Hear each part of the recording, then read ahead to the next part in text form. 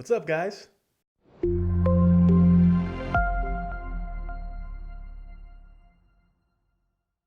All right, so I'm back with some new videos, but first things first, I'm gonna have to make a major change. Major change. And that is the glasses are coming off. So I had to get rid of them, unfortunately. But you know what?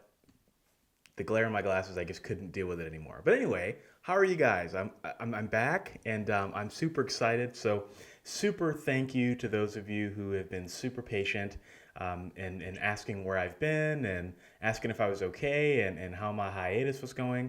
Well, I've been on a hiatus, but it really hasn't been a super hiatus, right? So um, I I did my course back in December or January, and then I had surgery, which everything went fine. It was just some basic wisdom teeth surgery, and then after that, my wife and I decided that we were going to buy a house, and so things were a little hectic, and I wanted to shoot a couple more videos before we had to start packing up and moving, but I wasn't able to. But the nice thing about where we are right now is I have a new studio. So I sweet talked my wife into letting me use our entire basement as my studio.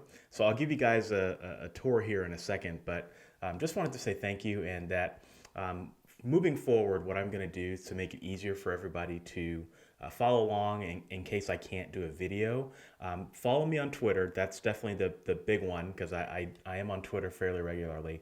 But I'm also bringing the Author Level Up newsletter back. So you can go to authorlevelup.com/list and you can sign up to be on the newsletter. And if for whatever reason I can't do a video or something, I'll just shoot a quick email out to the group. And I'll also email you guys some other cool stuff too that I can't quite share on the channel.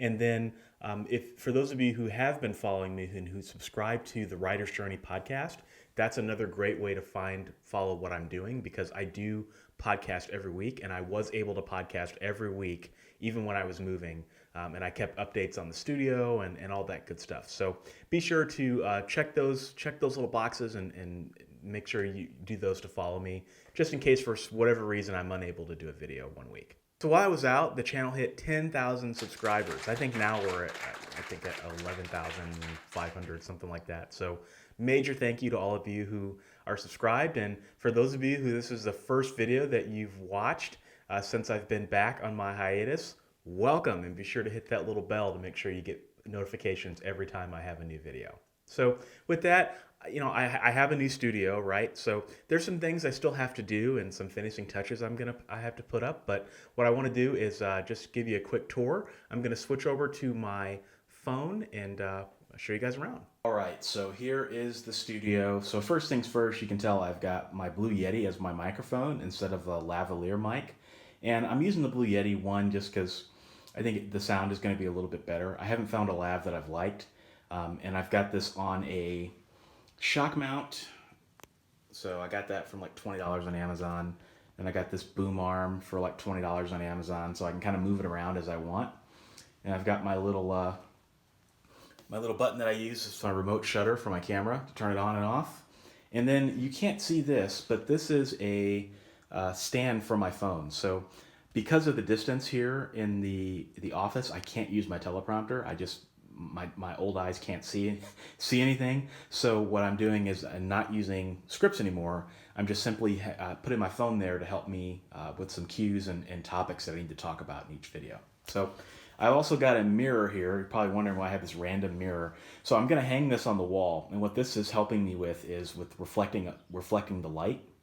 So I've got studio lights up, and I'll show those to you in a second, but it'll basically help make things a little bit more natural. So moving over to my bookcase here, I still need to figure out what I'm going to put on this, but on the top I've got some of my favorite teas. Hot Cinnamon Spice, that's one of my favorite teas of all time, and so Harney & Sons, all their tins look the same, so I kind of thought that would be a really cool thing to put up on there once I get some more tins. And then I've got some of my books on display, Be a Writing Machine, and Shadow Deal, which is, I'll talk about that here in a minute. And then I've just got more books and a picture below me, myself and my wife, and then more books.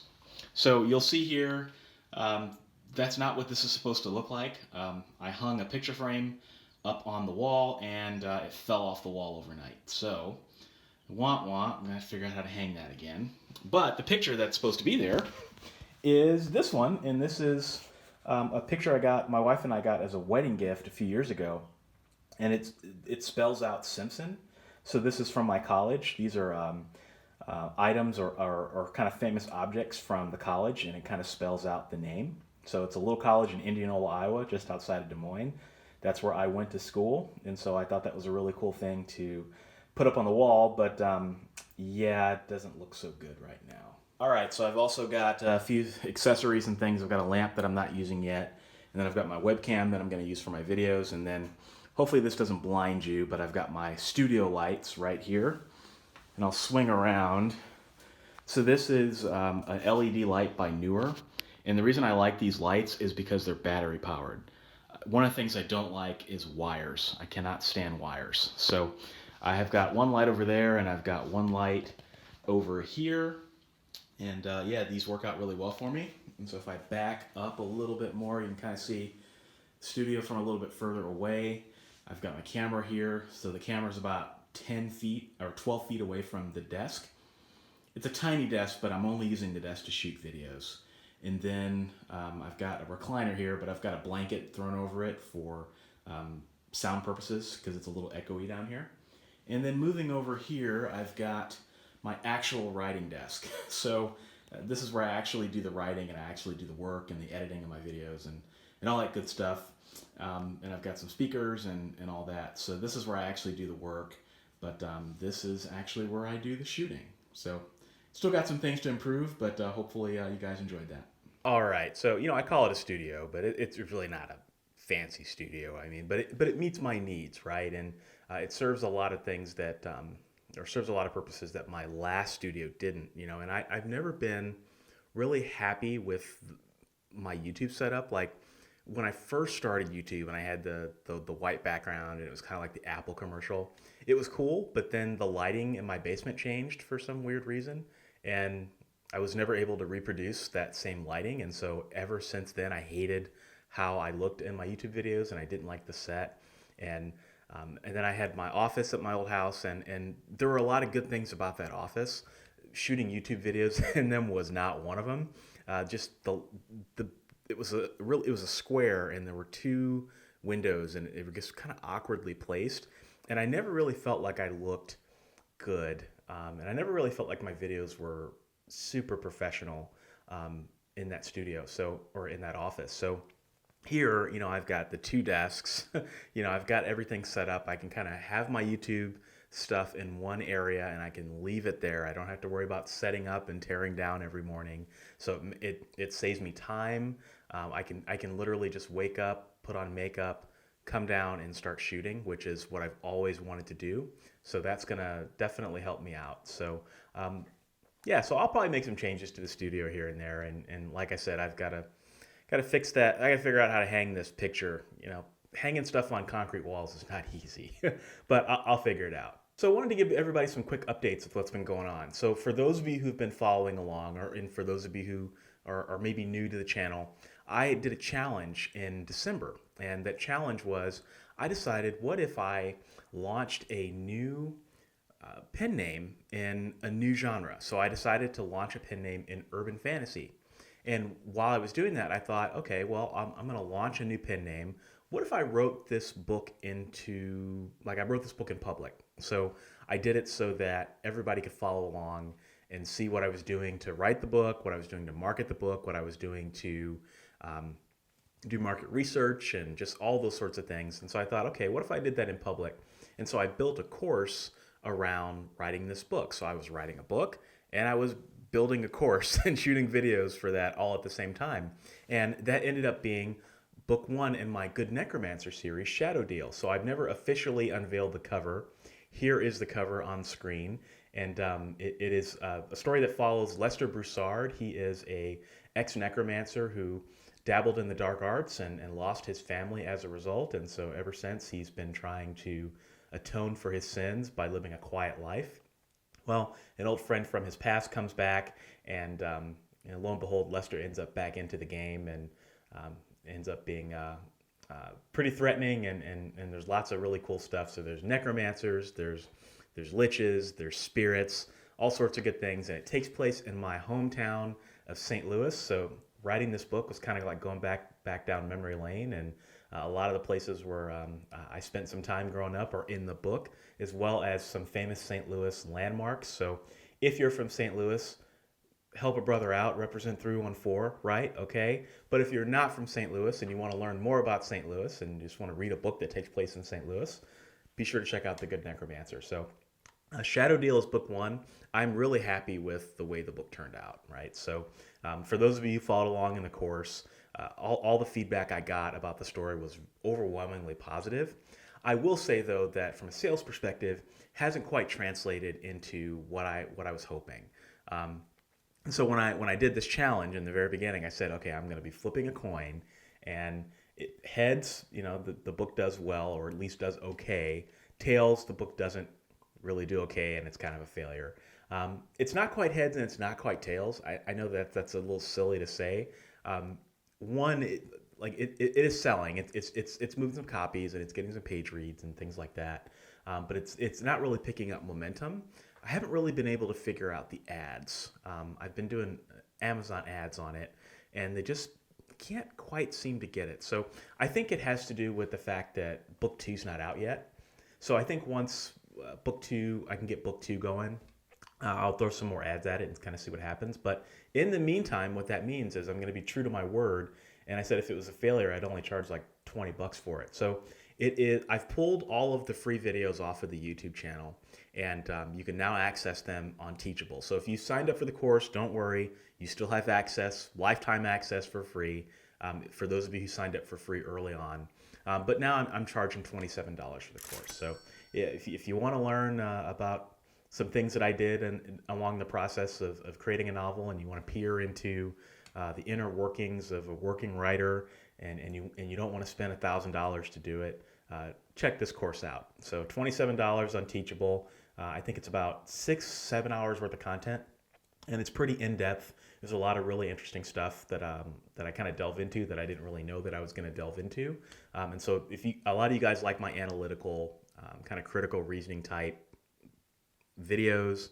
If you like how I do those on this channel, then you'll absolutely love what's in the course. So you can grab that at authorlevelup.com/right to market. Huge thank you to those of you who followed along in the course and who watched me develop it and who offered feedback. I really like developing courses, so I'm going to be continuing to make courses in the future. But the next ones I make will probably be a little simpler and not quite as involved, so it doesn't take me too far away from the YouTube channel. So while I've been away, I've actually been working on a few projects, just a few.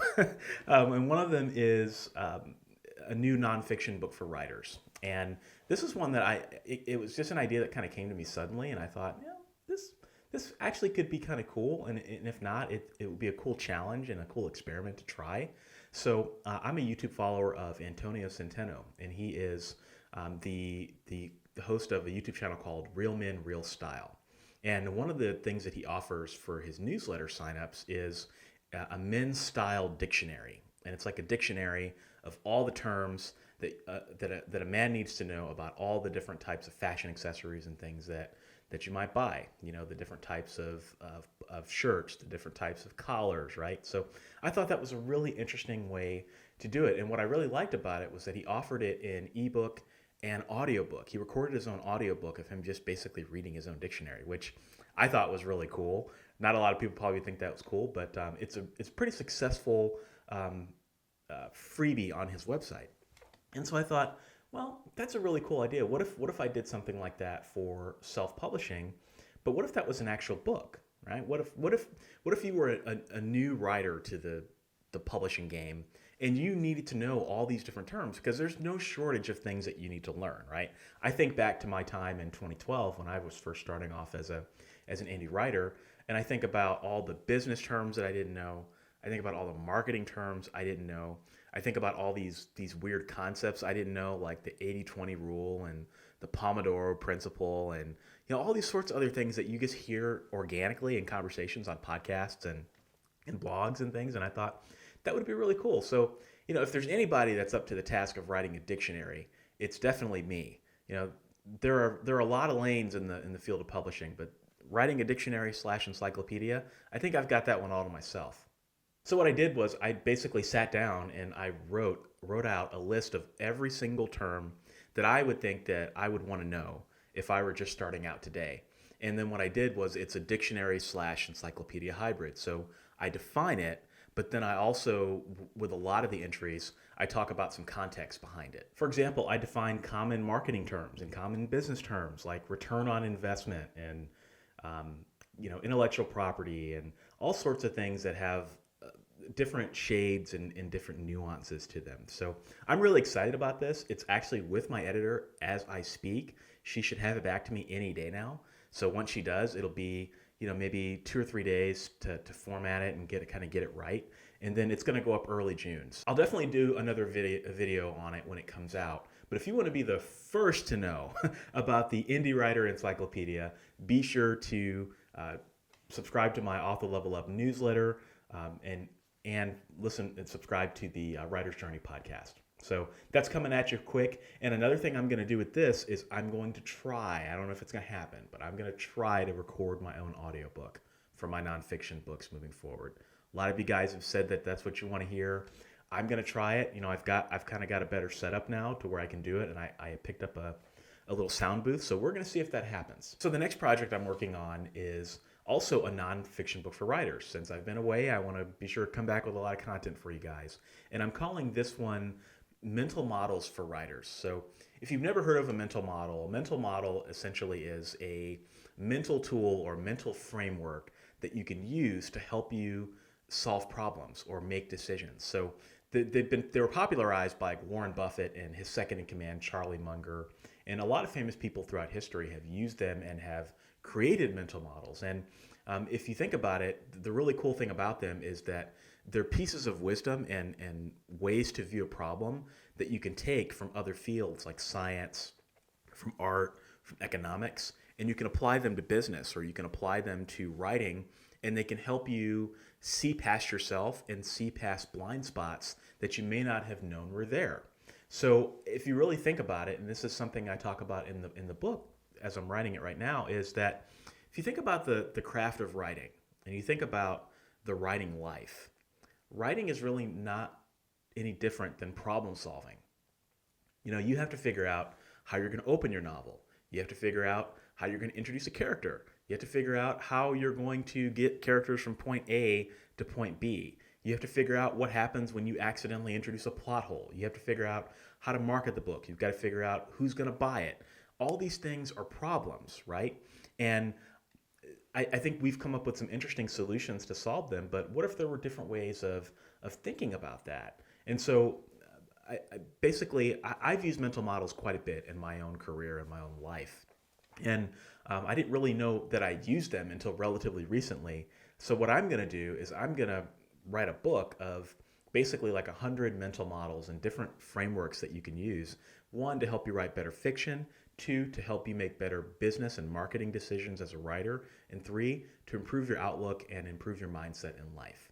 So it's called Mental Models for Writers, and it's coming up pretty soon. So an example of a mental model, because I didn't give you an example of a mental model would be the 80-20 rule, or the Pareto principle. So that was a model that was created by, I think it was Vilfredo Pareto. He was an Italian economist. What he found was that if you look at any given scenario, 80% of the results typically come from 20% of the causes. So what that means is, for your book sales, for example, if you've written a number of books, it's probably true that 80% of your sales are coming from 20% of your books.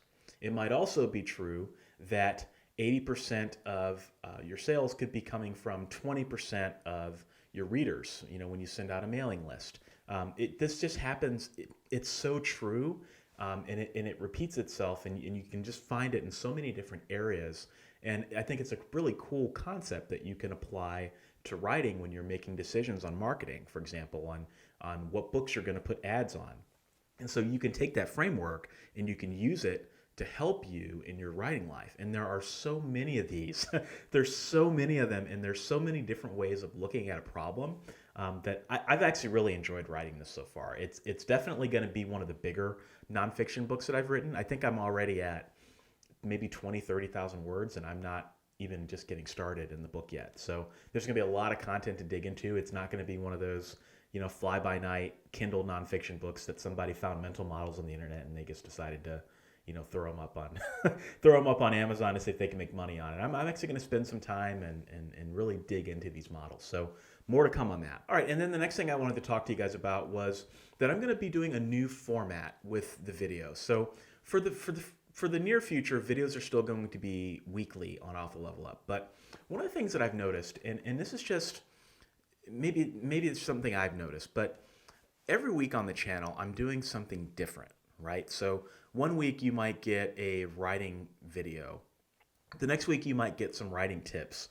The next week you might get an app demo, right? And there was really no cohesion or rhyme or reason in terms of how I decided to do videos. And so that was bothering me a little bit because when I sit down to write scripts, it's really difficult for me to kind of figure this out. So here's what I'm going to do moving forward. Off the Level Up is going to move to a season format. So what I'm going to do is what I did in my course. So I'm going to take one topic and I'm going to deep dive into that topic for several weeks. I don't know how many weeks that will be yet. It could be 4, it could be 6. It'll just depend on how long you guys are willing to watch. So please let me know, how long you would like to see this. But it's going to be videos on one topic, and I'm going to hit that topic from every angle. I'm going to go as deep as I can into that topic and just talk about it. And then once that topic's over, I'm just going to call that a season. And then I might take a little break or I might not, and then I'm just going to dive into another topic, right? So I think that's going to help make the content on the channel a little bit more focused, and I think it'll provide a little bit more value for you guys as well. So that way you don't. It's not like you never know what you're going to get. Like I'm going to announce what the seasons are going to be, which the first season that's coming up here fairly soon is going to be how to create amazing characters. So how do you create a protagonist that people love, right? And I'm going to do some things a little bit differently than you might expect. So I'm going to do some things different, and I'm going to hit this from angles that you might not expect. So that's coming up soon, and I would love to know what you guys want to know about this topic. So as I'm recording these videos and as I'm putting these together, I would love your feedback. So let me know in the comments what you think about this season and what types of videos you would like to see and what kinds of topics you would like to see me do videos on, and I'll get them done. So with that, I hope you guys like the new studio. There'll be some more changes to come, but I'm excited about this. I'm excited about the future of the channel, and I knew that I had to kind of take things to the next level if I want this channel to go to the next level. So I'm excited to be back, and yeah, guys, I'll talk to you in the next video.